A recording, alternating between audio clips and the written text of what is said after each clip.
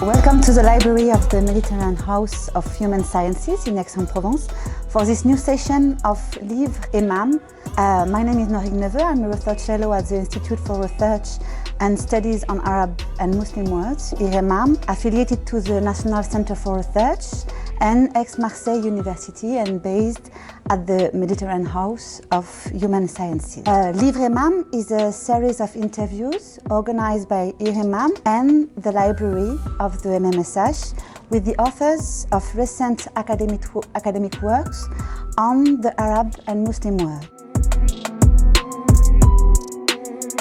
So I'm very happy today to welcome Sary Zananiri, who is an artist and a cultural historian. His interest sits in the intersection of religion, colonialism, and visual culture, with the focus on the way in which social and cultural histories can explicate the political. So he completed his PhD at Monash University, looking at the confluence of the 19th century Western colonial imaging of the Palestinian landscape and Zionist narrative. So it leads us, of course, to the presentation of our book today.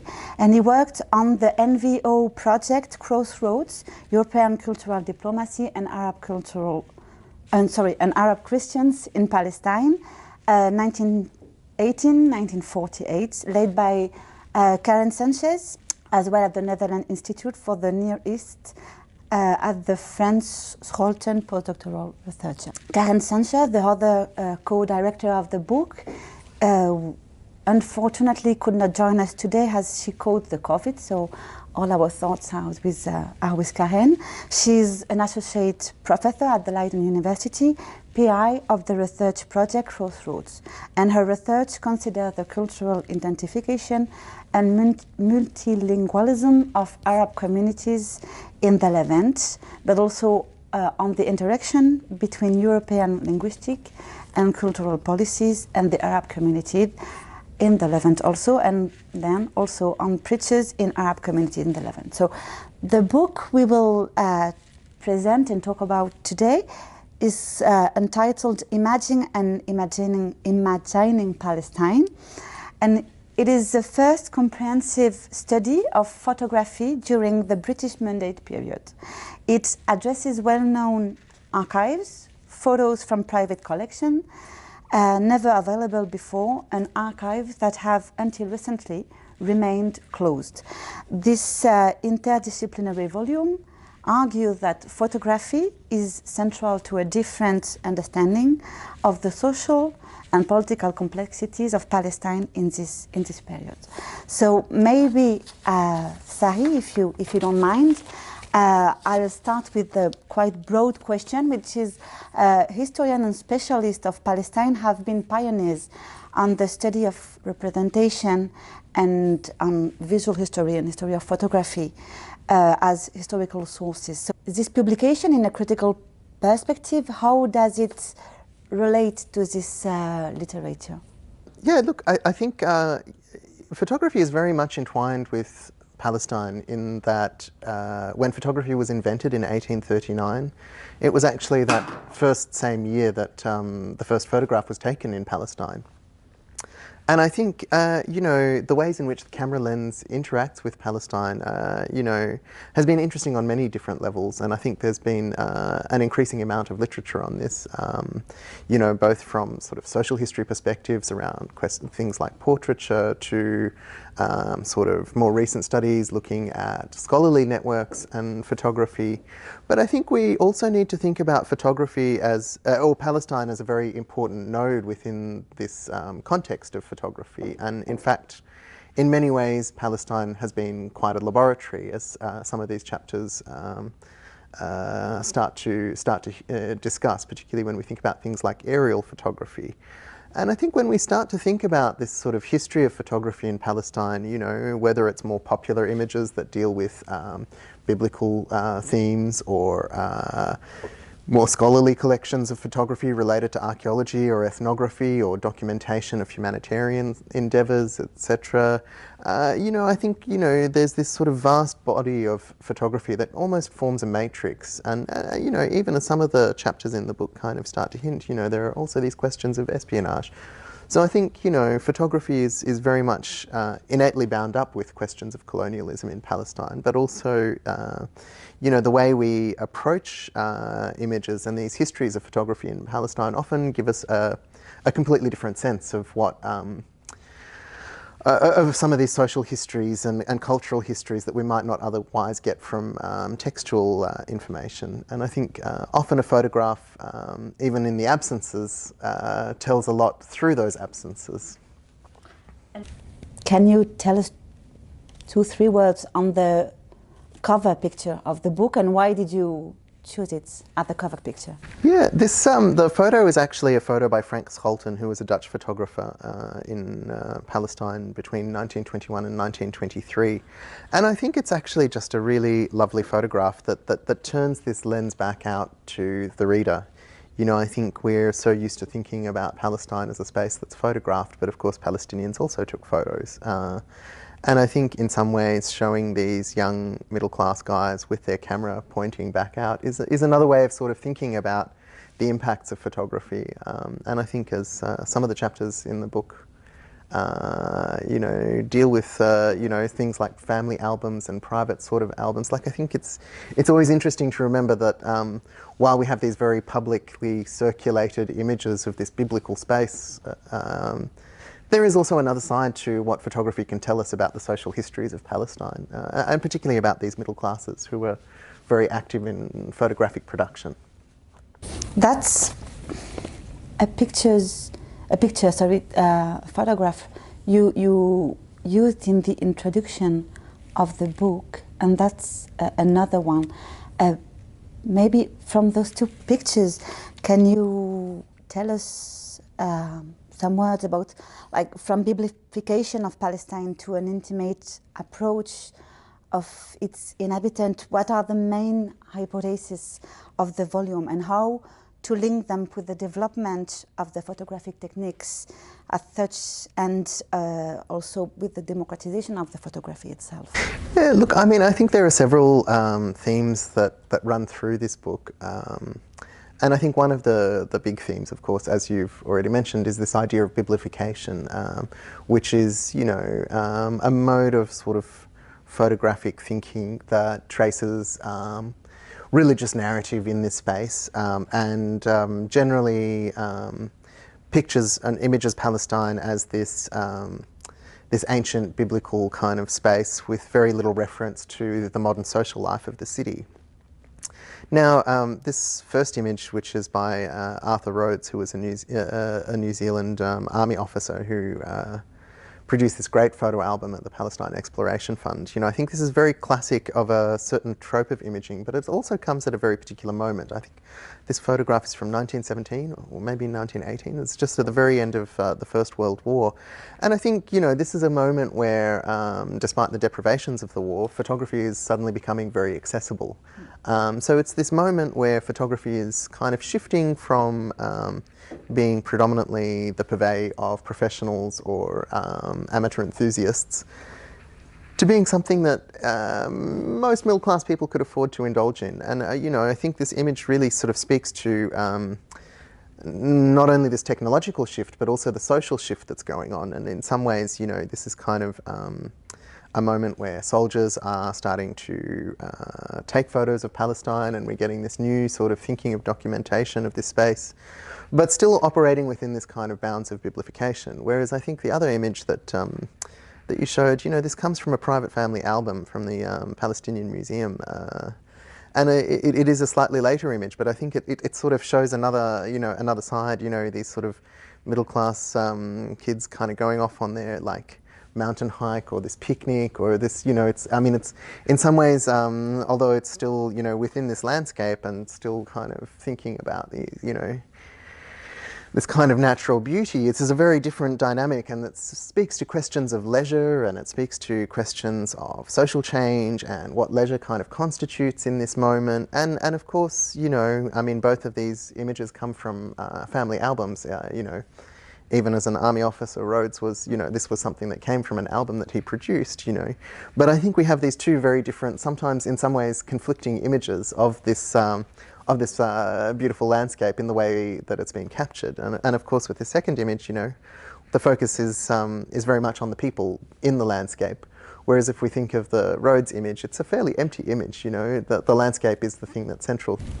And then we have those albums, which are pretty discussed within the volume, and also give example of original photographs. So my question would be, what do they tell us about the authors, the representation of Palestine and its inhabitants in general, and what elements does it provide on the perspective on people and territory carried by those photographs?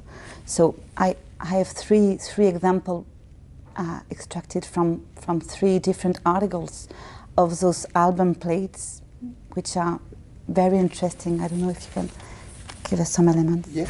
Yeah, I mean, I think firstly we need to think about what happens when we start to collect photographs in an album, because this becomes already a narration of something.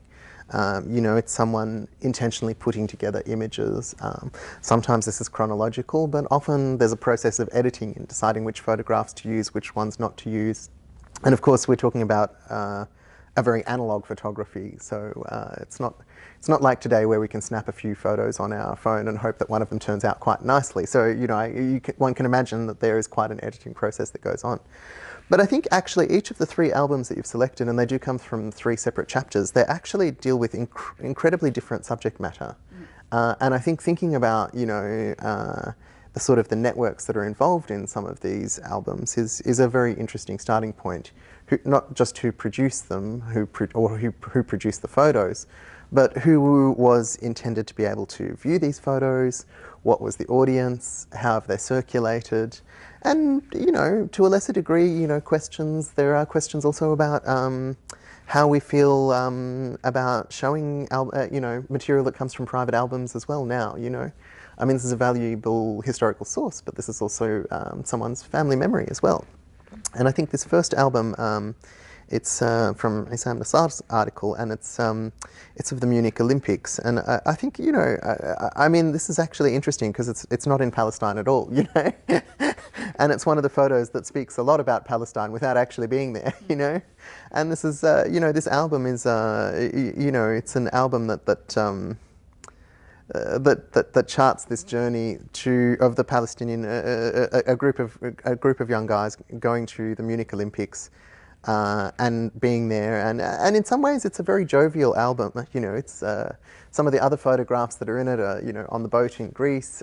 You know, we see them wearing keffiyehs and their sort of sports clothes sitting on the boat, and there's this kind of element of dress-ups that's kind of, you know, pervading this. And of course, you know, we also have this image of that's part of the album itself that they've pasted around, and of course, you know, it's kind of perhaps a confronting image to contemporary eyes seeing this there, you know. And I think, you know, given the politics of Palestine at that particular moment and these kind of you know, the sort of competing nationalisms that we see between Palestinian nationalism and Zionism, and this kind of vying that's going on in the 30s, and, you know, of course, you know, this is kind of set against the backdrop of kind of rising tensions and the Great Revolt, you know. Of course, this kind of starts to raise some very interesting questions about how we see this this Palestinian Olympic sports team kind of travelling to this space. Whereas if we look at the next album, which is taken from Khalil Raad's albums, I mean, this has a completely different narrative around it. You know, this is not a private family album. This is, you know, this is a catalogue of images that's made for tourists. So actually, this would have been something that people who, when they travelled to Palestine and were looking for photos, they would actually flick through this and select which photos they'd want produced. So actually, I mean, actually the audience is a completely different audience as opposed to this sort of memorialization of a particular journey in a particular moment. This is something that's kind of, you know, much more about a touristic market and an engagement between local photographers and all of these tourists who are visiting the region. And I think this is also a very interesting thing to consider, because actually, you know, as much as we might have this very problematic notion of biblification that was very complicit in erasing Palestinian modernity, we also need to think about Palestinians themselves and how they're presenting Palestine to the world. There is actually quite a lot of agency in these studio photographers in terms of how they're shaping these sorts of images. And actually, when we look at some of Khalil Raad's photographic work, you know, I think we can say that there is a difference between this local photographer and many of the other European photographers who are coming to the region, particularly when we look at some of his, like, biblical portraits. So I think, you know, I mean, I think this is quite a complicated album in terms of thinking about these social dynamics and transnational histories and how people connect. And the final album, which is from John D. Whiting, is another interesting album, and in some ways sits between the two. You know, and I think, you know, the thing that's so interesting about Whiting is that he was a photographer and involved with the American Colony Photographic Department, but he was also involved in a whole series of other things. You know, for instance, he was involved in a lot of tour guiding. He was a speaker of Arabic. You know, he clearly had very close relations with Arabs and Armenians and other local communities. But was also this kind of intermediary who kind of, you know, moved people around. And, you know, in some ways we can also see him, you know, within this context of the American colony and his position as a vice consul for the US, you know, as someone who also sort of sits across a nexus of worlds. One of the other things that's interesting about this album is that it can also be cross-referenced with some of his notes, and actually cross-referencing the notes, which is what a significant portion of this chapter is about, actually speaks to, you know, gives us a sort of a very interesting kind of correlation between textual evidence and photographic evidence, which, while it's not uncommon, is a boon, because I mean, a lot of these photographic collections, we have images, but we don't necessarily have information about those images. And I think when we look at some of Whiting's work, you know, as much as he's showing very modern things like power plants and, you know, this kind of modern developments, he's also kind of got this ethnographic eye, which is, you know, looking at local populations. And I think, you know, in some ways this kind of underscores this question of class with photography, you know, which we've sort of talked around so far but haven't really meaningfully addressed. But, you know, I mean, I think there is a lot of power in who can access photography and what they take photos of. And I think, you know, sometimes when we look at not just Whiting's work, but all of these works, you know, we do have this kind of divide between urban and rural, and, you know, I think that this rural market, you know, this image of, you know, peasants tilling their fields or fishermen plying their trade, you know, this is much of the material that actually circulates in public ways. And among quite classic photographs, are those of groups and of pupils from the school, especially the missionary schools, or from pupils like being taken in charge by different social action initiatives. So again, we have here three examples taken from 3 different articles. What do they tell us about the history of Palestine, its inhabitants, and the relation of social or foreign actors with the students and beneficiaries? Yeah, I mean, I think, you know, I mean, the role of humanitarians and missionaries and things like that, we can't, you know, it's an important history in Palestine, and it's certainly a very formative one, for better or worse. But I think that one of the things that's so interesting about this genre of photography that documents these social works, these you know, humanitarian efforts, these sorts of all of these sorts of spaces, is that actually, you know, going back to this kind of narrative of this biblical lens or biblification that runs through this book, is that, you know, in some ways, while these images show us images of a very modern process, you know, images of new schools that have been set up to educate, you know, young modern men and women who will kind of go on to have, you know, a particular career path, or, you know, who are part of this sort of transnational infrastructure that's designed to help. You know, I think the thing that's interesting is this kind of implicit kind of Christian narrative that runs through a lot of these works. And actually, if we think about who would have seen these images, I think that's another very interesting question, because of course, you know, particularly as, you know, the chapter on orphanages by Abigail Jacobson points out, you know, these images were deployed very much by the American colony and the Christian Herald Orphanage to raise funds. So actually, in some ways, although they don't show, you know, classic Christian historical sites or religious sites or any of this sort of thing, although they're on the surface quite secular images, in some ways, you know, we can kind of see these as quite a Protestant approach to Christianity in the Holy Land. You know, in some ways this kind of actually underscores the ways in which these sorts of images were deployed as a means of, you know, raising funds and of kind of creating some sort of Christian consciousness. And I think, you know, when we start digging into some of these chapters, actually, there is this repeated refrain of this tension between, you know, people who are vested in these institutions to do good works, and this kind of Christian narrative that is the sort of the crux of what's used to gain sponsorship and donations from audiences in either Europe or the US. And maybe if we skip to this picture, how did the photographic approach evolve, especially after World War I?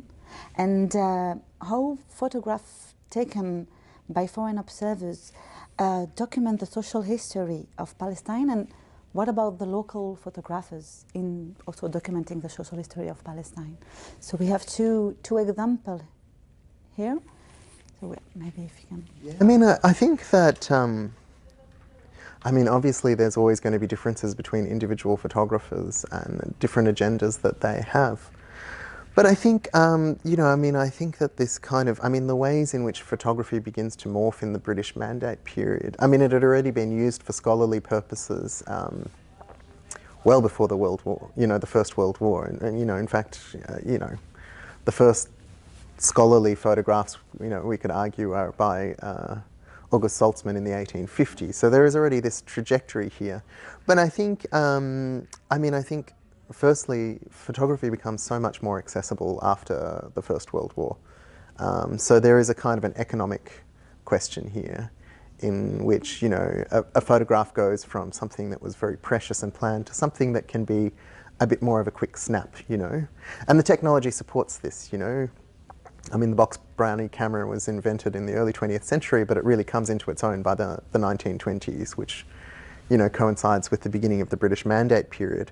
But I also think, you know, this question of distance between visiting photographers or, you know, sometimes photographers who are not necessarily from the region but spent very long periods in the region, you know, we need to sort of think about them as conduits of knowledge as well, you know. I mean, you know, I think the École Biblique collection, it's very clear that these people had very long-standing relationships with the communities around them. But at the same time, we also know that you know, there is a sort of a knowledge transmission that was going on, and you know, there was information that was coming back to France. And as you point out in your own chapter, Jossin is warning the French government about, you know, questions of indigeneity and you know, young Arabs recognising this and this sort of rise of Arab nationalism. So in some ways, we need to think about these as, you know, these people as conduits. And I think, you know, it's the same thing with the Franks Halton collection, although it's been relatively unknown until quite recently. You know, it is an amazing collection. I mean, this guy comes to Palestine with a very religious agenda. You know, he wants to produce this illustrated Bible, but he does produce this vast archive of photographs, which numbers about 14,000 prints and 12,000 negatives. And I think, you know, this is a sort of a period where technology enables very quick snapshots, you know. And I think that one of the things that comes from this ability to take a quick snapshot photograph is a certain spontaneity. That's not to say that images aren't constructed or people don't necessarily pose, but I think it gives us a different insight into these social histories. And I think, you know, images like these two, I mean, they could be read in a very biblical light, and undoubtedly he had that running through his head. But it also gives us a sense of village life. And it gives us a sense of this sort of sociality. And, you know, we can kind of see these images going on to have other influences, particularly in terms of cinema and, you know, these kind of epics, but it is actually, you know, I think these sorts of images are quite valuable in terms of ethnographic information, even if they do have their own inherent biases.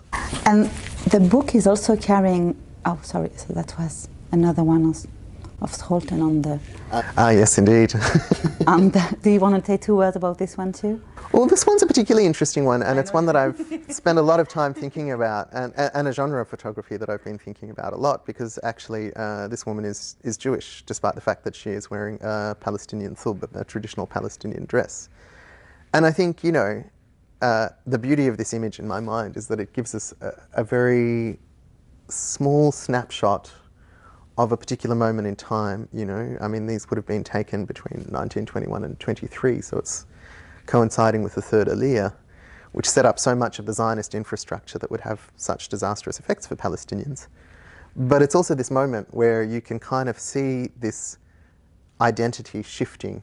And I think, you know, I mean, this isn't unique within the Halton collection, but, you know, you can see this moment of how these recent immigrants were starting to kind of question where they fit, you know. Are they assimilating into Palestine? Are they producing, you know, a new Jewish homeland? Are they whatever?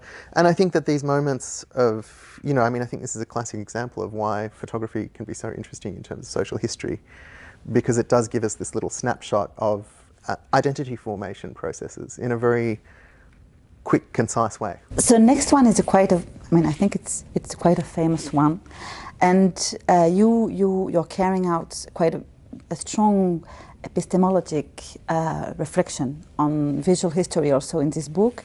So maybe from this picture, based on this picture, what can you say about the mode of representation and the necessity to carry on a critical approach within visual history and I mean, in particular the question of decolonizing the photography?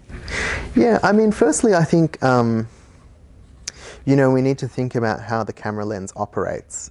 And I think, you know, as much as biblification is a theme within this book, there is another sort of sub-theme, which is Orientalism. And I think, you know, these two kind of imaging tropes, you know, they operate in tandem in some ways, which kind of creates this space of civility. On the one hand, biblification makes legible the people and the landscape and the whatever. And Orientalism is a process of othering. So actually, if we see them operating together, there is this kind of creation of a boundary of what exists. And I think, you know, when we see an image like this, you know, particularly with the men in their kafiyas and the hagal and this kind of very like romantic setting, I think it's easy to kind of romanticize an image like this. But as is pointed out in the chapter that it's part of, which is Stephen Sheehy's chapter, you know, it is actually a very modern image as well. And I think this is something that's very important to kind of remember with photography, is that it is a product of modernity. It is one of the fruits of modernity. And the way it operates constructs these images in very strong ways.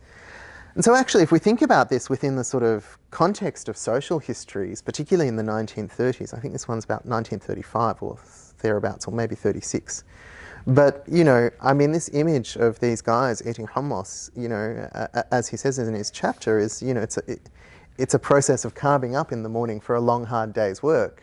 You know, we know from their clothes that they're probably, you know, from villages or the urban periphery. They're not part of, you know, these sort of urban middle classes. They're people who would have come in to work for that day, or perhaps were sort of migrant labourers staying a few days and then going back on the weekend.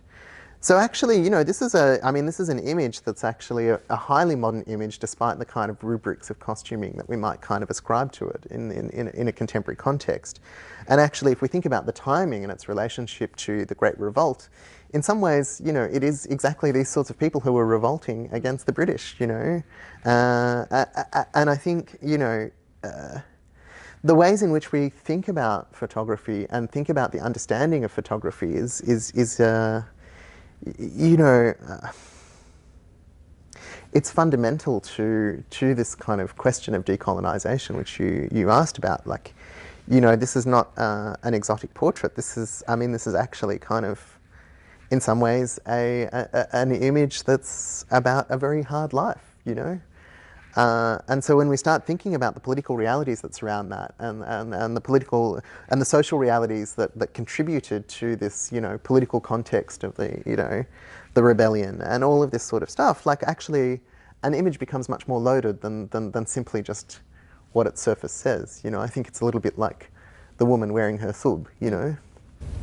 And then there are this war aerial pictures, and I mean, the interesting part, one of the interesting part of the book is also to underline how they can be used for urban or social history.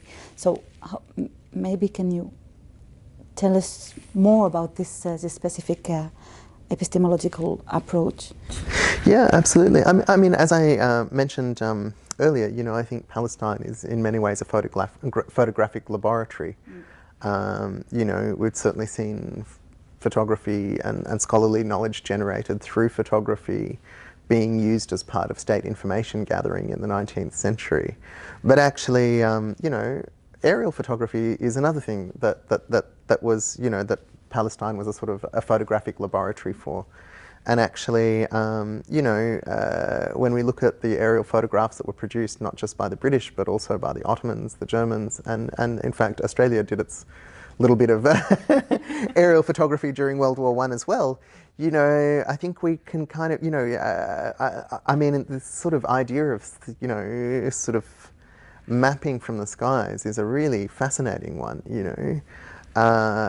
And I think, you know, the way that impacted not just the context of war, but also the context of rebuilding after the war and urban planning, you know, I think it speaks to these very interesting porosities. You know, in some ways, you know, I think that one of the things that's so interesting about this chapter that Nadi Abu Saada wrote, you know, it's that it reflects a whole history that begins in the 1850s and 60s in terms of how scholarly knowledge and military knowledge intersect, you know.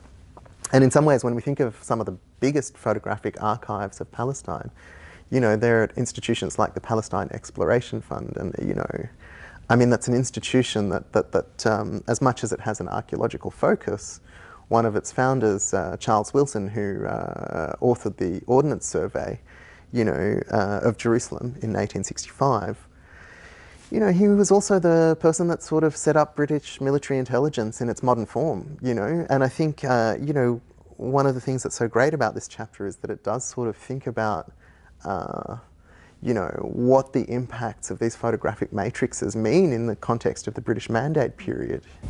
So this is another example? Yeah, and I think this is the other thing as well, you know, when you're, you know, and it's something that Nadi gestures to quite a lot in this chapter, but, you know, you have a whole other way of planning when you have photography involved, particularly aerial photography. You know, sort of thinking about the ways in which the British kind of carved out big chunks of the old city of Jaffa to create boulevards and remove the city walls, you know. A lot of this was done within this context of modernisation. But actually, you know, if we think about what that modernisation meant, it also meant creating mobility to be able to penetrate the old city, you know, particularly in the lead up to, you know, the rebellion in the, you know, 36 to 39. So actually, you know, and actually if we think about that, you know, and Jaffa is a really interesting one to compare to Jerusalem, because actually British policy in Jerusalem was a whole other thing, you know. It was completely geared towards a politic of preservation that actually spent so much time demolishing and controlling. Well, so it's a, you know, I mean, in some ways it's a, you know, they're a very interesting pair of case studies because, you know, one really destroyed the old city, whereas the other really preserved it in its current form. If we skip to this picture,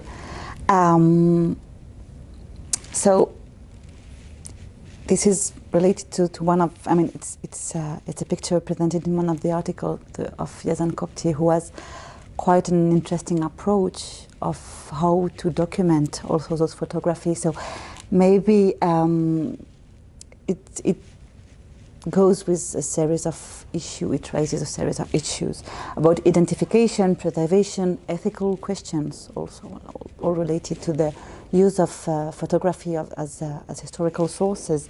So, what are the perspectives in general proposed by the authors related to those questions and issues? Yeah, I mean, I think the wonderful thing about Yazan's chapter is that he comes from a very, very practical perspective, and in some ways, of all of the chapters in the book, it's the one that really proposes things from a very practical element of how we deal with this photographic heritage.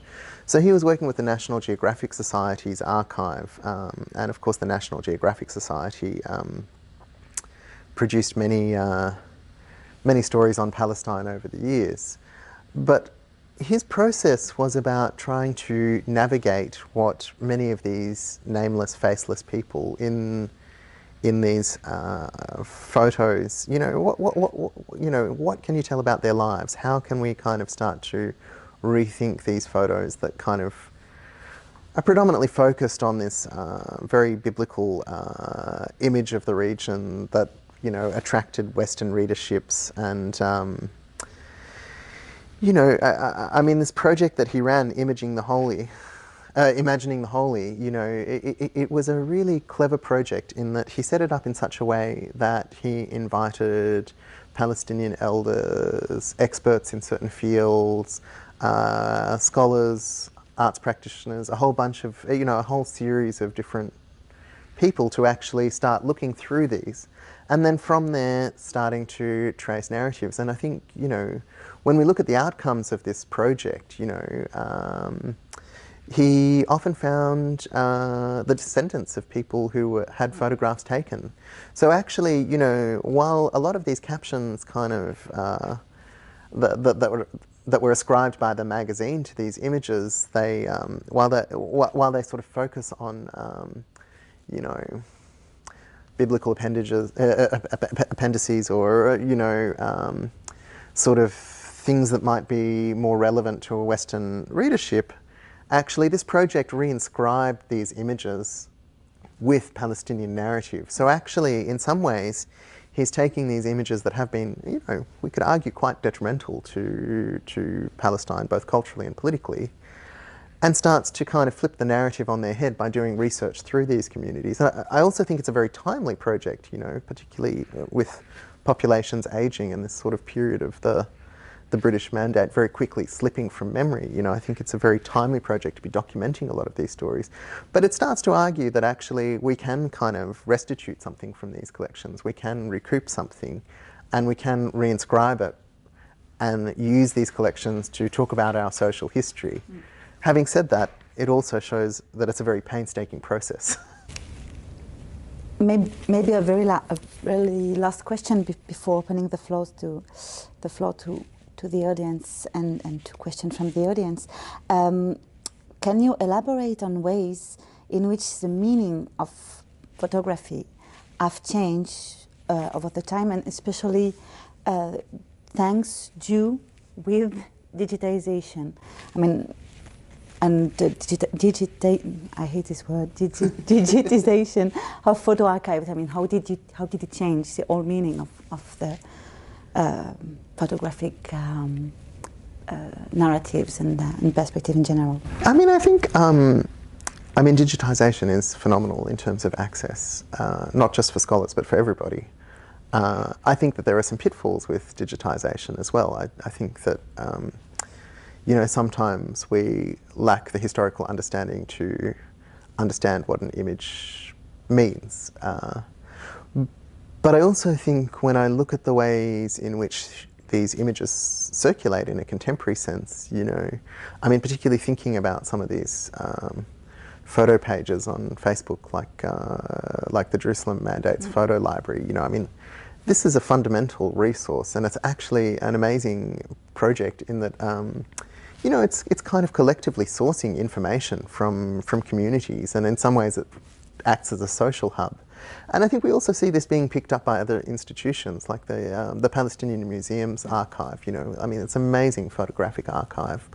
I mean, there is photos of all sorts of things, but actually one of my favourite sections was the family photo album archive, which really, you know, I mean, it's a social history unto itself, just flicking through those images, because you start to see how photography is embraced by Palestinians, how it grows over time, how it becomes more accessible, but also even sort of seeing fashions in photography. Like, you know, if we look at like late 19th century family photos, they're quite stiff studio portraits, and everybody's wearing their, you know, their good clothes. Whereas by the 1980s, you know, everybody's just kind of hanging out in the house and lounged on their chairs and kind of relaxed, and it's sort of, you know, so I think it speaks, you know, it speaks to sort of Palestinian social histories on so many different levels, you know, on technological levels, on you know, cultural levels, on you know, a temporal level, and how that's changed.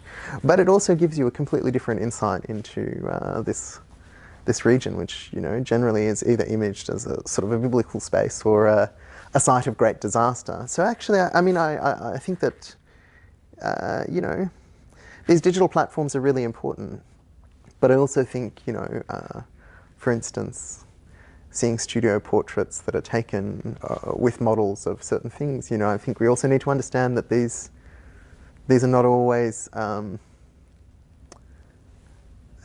historically accurate, you know. We can't sort of take what a photographer says about their work on face value. You know, I mean, I remember looking through the Bonfils collection at Harvard Semitic Museum quite some time ago, and, you know, the same model would be an authentic, you know, Druze from wherever as the, you know, the authentic Christian from Jerusalem as the authentic Jew from wherever, you know. So we need to also sort of be really careful about what these photographs say, and I think sometimes they circulate in ways that that are not helpful, that obscure rather than clarify. Thank you very much, Sary. Thank you very, very much. And maybe we can open the question session if the audience online wants to ask some questions to Sary about the volume and maybe more broadly about visual history and photography. Slowly reading through the whole book and quite impressed with the interpretation and the information that's being shared. Can you tell me a little bit about how a lot of these are personal collections, family collections, and what the role of what's sometimes called memory institutions, like museums and galleries and others, are in preserving these? What do you, as interpreters of these images, what would you like to see done with them? Some of them are coming from the museum in Leiden and other places, but a lot of this is still housed in people's families' albums. What would what would be the best use? Should you keep them in those families or give them to museums, or, you know, how do you see these artifacts helping us going forward with future interpretations of these histories? Look, I think particularly with private photo albums, there's always this question of ethics, you know. I mean, these were images that were never meant to be publicly seen. The people that either took them or had them taken by a studio photographer, you know, they intended them for private use within a private sphere and as some sort of memorialization. So I think firstly, I think there is an ethical question there about access and who should be allowed access. But having said that, I do think on a very fundamental level that these are very important historical documents. And I think, you know, as much as historians, we often look to memoirs and diaries and these sorts of similarly private information to understand history, you know, these documents are very much a part of that.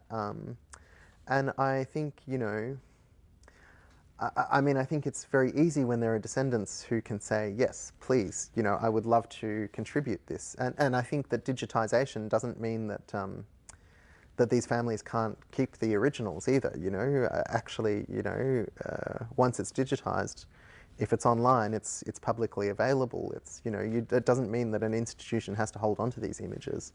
But I think that there are so many archives that are sort of developing you know, and as I mentioned, there's the Palestinian Museum Archive, but there's also NYU Abu Dhabi's ACASA project, which is about vernacular photography across the region, not just in Palestine, but actually across the Arab world and also Iran and Turkey. You know, I think that there are all of these, you know, the British Mandate Photo Library, you know, that often relies on private family albums. I mean, I think there is actually a lot of social importance to making these items public. And I think, you know, it sort of brings a certain nuance to the ways in which we view the past, you know. I think in some ways a photograph is a very descriptive document, sometimes in very subtle ways, you know. Whether we think about somebody who's been posed or whether it's a snapshot, what sort of clothing they're wearing, what's the context, you know, I mean, it tells us a lot about class, about social history, about, you know, social relations between, you know, the person that takes the photo and the person being imaged. So I mean, I'm very much in favour of, where possible, digitizing and making available as much of this material as can be. You know, I think it's a useful cultural project, and I think often a useful political project too. Are there other questions? Sorry, I would ask one more question. Please. One of the things, and I have a small collection of the American photography slides, is attribution, and what we see often in these when some of these images appear in, you know, in search engines and other places, there's no attribution back to the source, and I'm wondering where you've got captions on some of these. What sort of standards or ways are helpful to historians for annotating these documents as we go through them and digitize them? Yeah, look, I mean, I think captioning is such a huge issue, not just in terms of digitization, but also in terms of, like, cultural ethics, you know, and I think Yazan Kupti's project is actually a prime example of that, actually. By recaptioning a lot of those images, he actually was able to give a completely different understanding to the collection. But of course, you know, I mean, a lot of these photographs circulated widely, and, you know, I certainly, you know, collected my own series of images over the years. And sometimes you just don't have any information about it, which is very unfortunate. But I think, you know, for me, I think getting a sense of who the photographer was, when the photo might have been taken, if there is any original metadata attached to it, you know, if, you know, I mean, I suppose in the context of commercial photography, if often there are titles on photos, but also in terms of, you know, family albums and other things like that, sometimes there's handwritten annotations on photographs. You know, I mean, I think as much information as possible is very useful in these contexts, because once knowledge about those images is gone, it's gone, you know. I mean, you know, I remember once coming across a very old family photo album, and, you know, people knew it was images of their ancestors, but they had no idea who they were, you know, because it was a photo album that dated from the, you know, 1860s, 1870s. So I think, you know, there's importance to asking questions about these images very quickly, you know, particularly when we're talking about a period like the British Mandate, where memory of these images is kind of disappearing, or memories of that entire period are disappearing, living memory, I mean. Yeah, so I think, you know, I mean, I sort of have a project with my father every time I'm at his house, where I sit down with the photo albums and annotate, you know, on the backs of them. And I think even just on a personal level, forgetting my professional involvement with this photography, it's just useful to kind of be able to put dates and names to things. But also, I mean, I think as digital technology kind of increases, you know, there's amazing potential for, you know, recognition software, you know, I mean, facial recognition software, as problematic as it can be in a contemporary context, you know, you only need to identify one person once to know that person in in any of these other contexts. I mean, it's like using Facebook in this day and age. It suggests tags for people. So I think there is also potential to kind of build much larger databases by cross-referencing different archives that have better metadata than others. So this episode of Livres MAM is now over. I remind you of the title of the book, co-directed by Karène Sanchez and Sary Zananiri, Imagining Palestine, published in 2021 at Brill.